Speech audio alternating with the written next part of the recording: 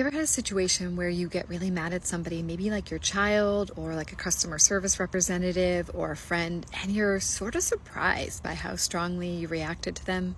What I think is happening in those situations so often is that we have suppressed our own anger and our own boundaries. We violated our own boundaries over and over and over again by not standing up for ourselves with other people or with groups of people. And what happens is then we're in a situation with someone who maybe doesn't have as much power as us. They are more vulnerable, or we don't consider them to be a threat, or we somehow don't think of them as important. And so we then lash out, almost like unleash our anger on them, which is more the anger that we've had for maybe decades that we haven't been able to express to or set a boundary around or say no to with other people. So perhaps like as a child, there were ways that you felt powerless, which is pretty much everybody, that our parents, especially because we grew up in a dominant parenting paradigm, so most of us had parents who did overpower us and probably did make us feel like our boundaries were violated. Also, if you've been abused or anything like that.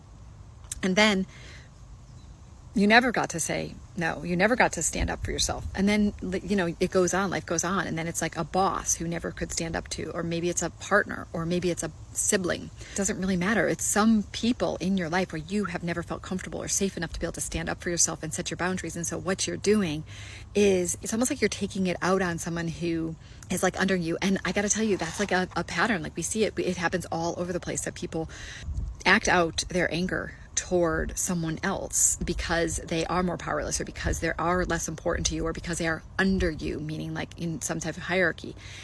And so the important thing to do, and this is what we're working through in the Whole Soul Way as we're working through anger right now, is that we have to be willing to not suppress our anger, and even not to act out our anger, but rather to get right in the middle and to feel our anger and to actually navigate it and understand it, and to come into a place where we are willing to start to bravely, I know it's so scary, but set boundaries with the people who actually need the boundary, who actually really are the ones that we have to set the boundary with.